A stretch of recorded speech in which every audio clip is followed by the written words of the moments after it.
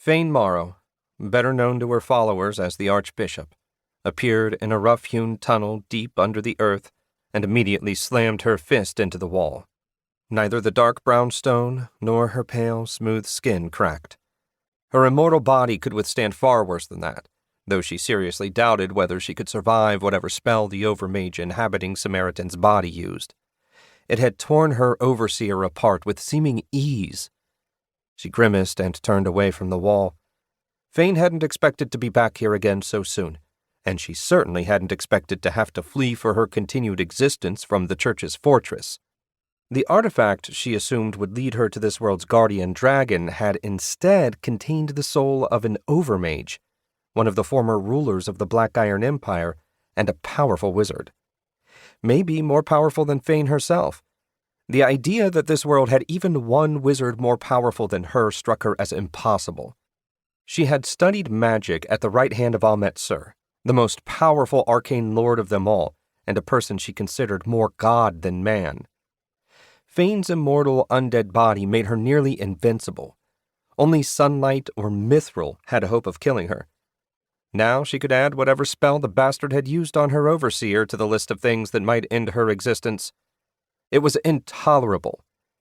She'd gotten so close to achieving her goal only to have it stripped away at the last moment.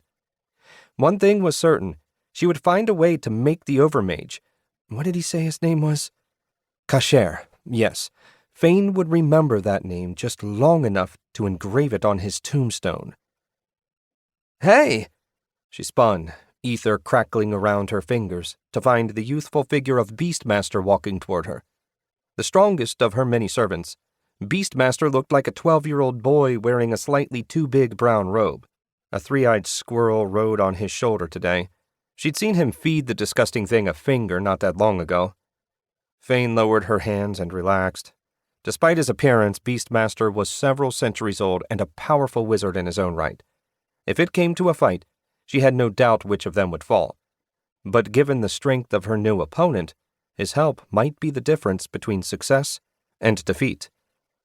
"You seem a bit jumpy," Beastmaster said. "Did something happen at the fortress?" "You could say that. I need to borrow your crystal ball. I'll tell you everything as we walk." "Sure, no problem." He turned and went back the way he'd come.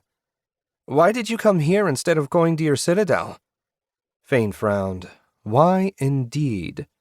Some instinct had screamed at her not to go home, but rather come here instead. It made no sense. She was strongest at the citadel, with its thick veil of corruption and many undead servants. Maybe that was it. Kasher had a talent for destroying creatures made with corruption. Her servants wouldn't last long against the man. "I'm not entirely certain myself," Fane told him what happened with Samaritan. "It looks like we have a new player in the game. A powerful one." "Wow, do you really think he's stronger than you?" He said it in an incredulous tone, and Fane didn't blame him. Her mind used the same tone whenever she thought about what happened. "I'm not sure if he's stronger than me in terms of raw power, but he clearly has a talent for destroying undead and creatures created with black bile and corruption. The effect we observed wasn't a ward. It was the Overmage's spirit casting through the orb." "I didn't even know something like that was possible." Fane grit her teeth, then forced herself to relax. "Neither did I, and it makes me wonder how much else Kasher knows that I don't. The prospect both excites and worries me in equal measure. Regardless of my feelings, the task of finding and controlling this world's hidden power remains unchanged."